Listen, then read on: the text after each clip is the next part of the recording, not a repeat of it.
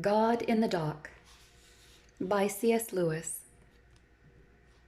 Man or Rabbit, 1946. Can't you lead a good life without believing in Christianity?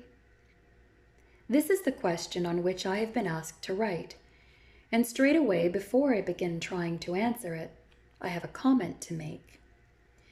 The question sounds as if it were asked by a person who said to himself, I don't care whether Christianity is in fact true or not. I'm not interested in finding out whether the real universe is more like what the Christians say than what the materialists say. All I'm interested in is leading a good life. I'm going to choose beliefs not because I think them true, but because I find them helpful. Now, frankly, I find it hard to sympathize with this state of mind. One of the things that distinguishes man from the other animals is that he wants to know things, wants to find out what reality is like, simply for the sake of knowing.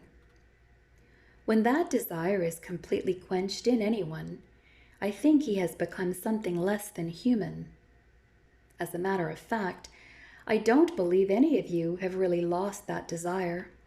More probably, foolish preachers, by always telling you how much Christianity will help you and how good it is for society, have actually led you to forget that Christianity is not a patent medicine. Christianity claims to give an account of facts, to tell you what the real universe is like. Its account of the universe may be true, or it may not, and once the question is really before you, then your natural inquisitiveness must make you want to know the answer. If Christianity is untrue, then no honest man will want to believe it, however helpful it might be. If it is true, every honest man will want to believe it, even if it gives him no help at all. As soon as we have realized this, we realize something else. If Christianity should happen to be true, then it is quite impossible that those who know this truth and those who don't should be equally well equipped for leading a good life.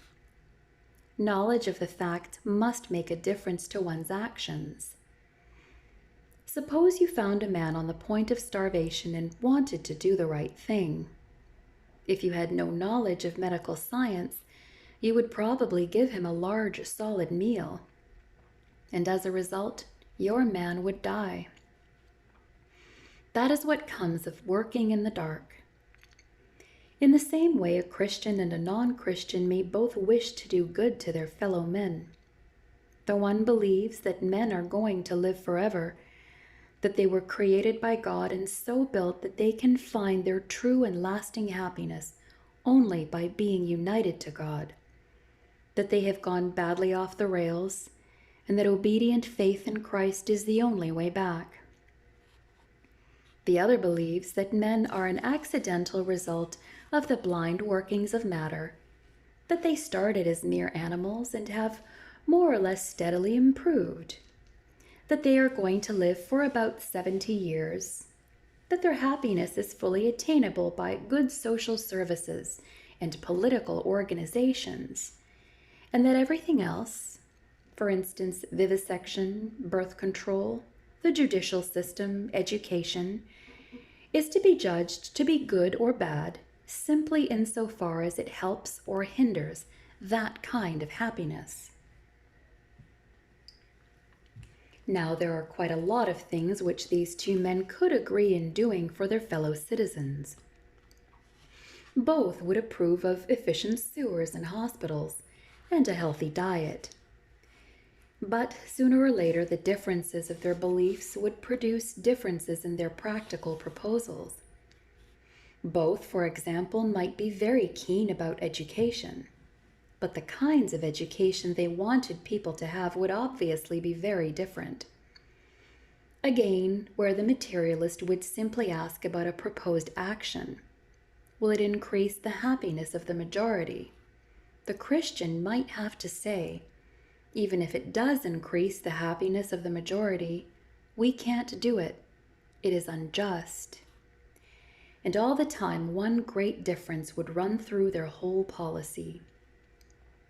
To the materialist, things like nations, classes, civilizations must be more important than individuals, because the individuals live only 70-odd years each, and the group may last for centuries.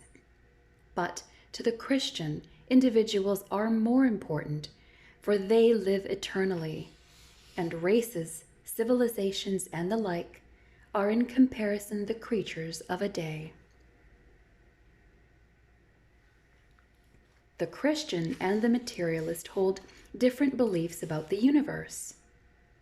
They can't both be right. The one who is wrong will act in a way which simply doesn't fit the real universe.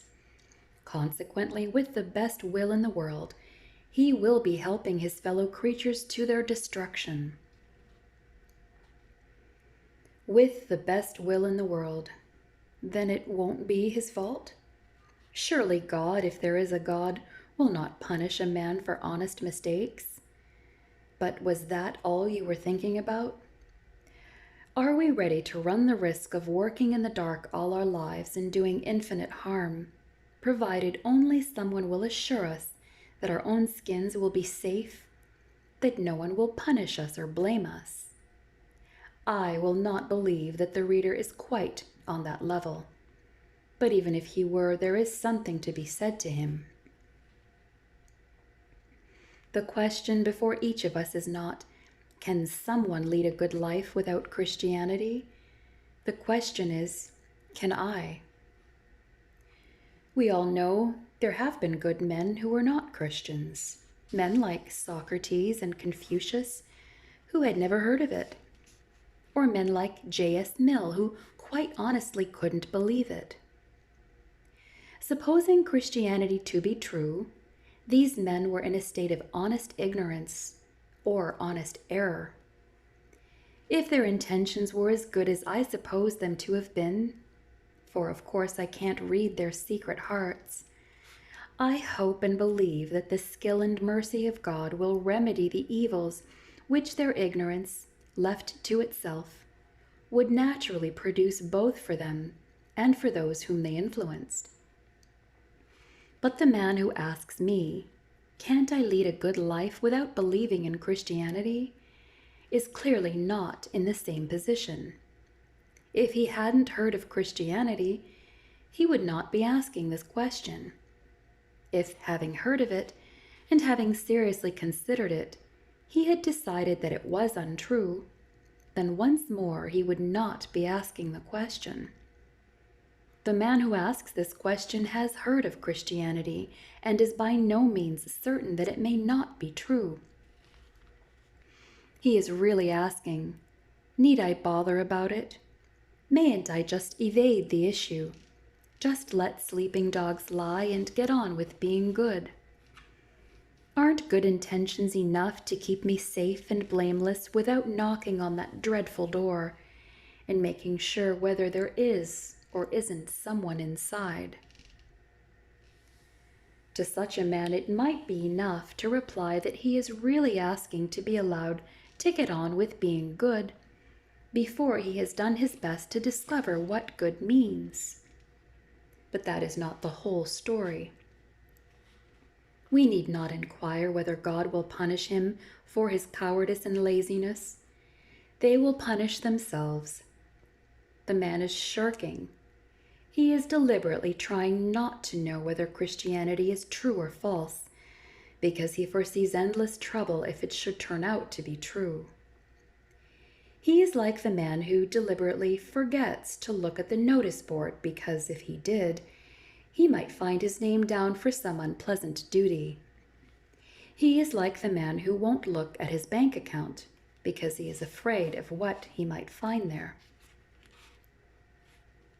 He is like the man who won't go to the doctor when he first feels a mysterious pain, because he is afraid of what the doctor may tell him. The man who remains an unbeliever for such reasons is not in a state of honest error. He is in a state of dishonest error, and that dishonesty will spread through all his thoughts and actions. A certain shiftiness, a vague worry in the background, a blunting of his whole mental edge will result. He has lost his intellectual virginity. Honest rejection of Christ, however mistaken, will be forgiven and healed. Whosoever shall speak a word against the Son of Man, it shall be forgiven him. Luke 12, verse 10. But to evade the Son of Man, to look the other way, to pretend you haven't noticed, to become suddenly absorbed in something on the other side of the street, to leave the receiver off the telephone because it might be he who is ringing up, to leave unopened letters in a strange handwriting because they might be from him. This is a different matter. You may not be certain yet whether you ought to be a Christian, but you do know you ought to be a man, not an ostrich, hiding its head in the sands. But still, for intellectual honor has sunk very low in our age. I hear someone whimpering on with his question, will it help me? Will it make me happy? Do you really think I'd be better if I became a Christian? Well, if you must have it, my answer is yes. But I don't like giving an answer at all at this stage. Here is a door behind which, according to some people, the secret of the universe is waiting for you. Either that's true or it isn't. And if it isn't, then what the door really conceals is simply the greatest fraud, the most colossal sell on record. Isn't it obviously the job of every man, that is a man and not a rabbit, to try to find out which, and then to devote his full energies either to serving this tremendous secret or to exposing and destroying this gigantic humbug? Faced with such an issue, can you really remain wholly absorbed in your blessed moral development? All right, Christianity will do you good, a great deal more good than you ever wanted or expected. And the first bit of good it will do you is to hammer into your head, you won't enjoy that, the fact that what you have hitherto called good, all that about leading a decent life and being kind, isn't quite the magnificent and all-important affair you supposed. It will teach you that in fact you can't be good, not for 24 hours, on your own moral efforts. And then it will teach you that even if you were, you still wouldn't have achieved the purpose for which you were created. Mere morality is not the end of life. You were made for something quite different from that. J.S. Mill and Confucius, Socrates was much nearer the reality, simply didn't know what life is about. The people who keep on asking if they can't lead a decent life without Christ don't know what life is about. If they did, they would know that a decent life is mere machinery compared with the thing we men are really made for.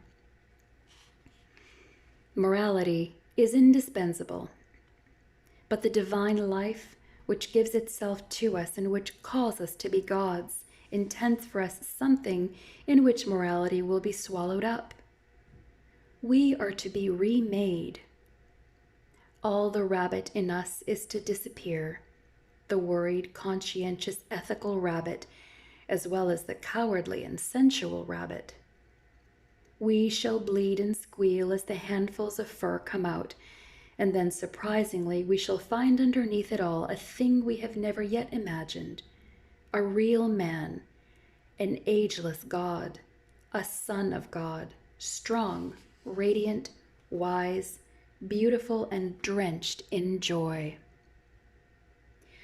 When that which is perfect is come, then that which is in part shall be done away. 1 Corinthians 13, verse 10. The idea of reaching a good life without Christ is based on a double error. Firstly, we cannot do it. And secondly, in setting up a good life as our final goal, we have missed the very point of our existence. Morality is a mountain which we cannot climb by our own efforts. And if we could, we should only perish in the ice and unbreathable air of the summit, lacking those wings with which the rest of the journey has to be accomplished. For it is from there that the real ascent begins. The ropes and axes are done away, and the rest is a matter of flying.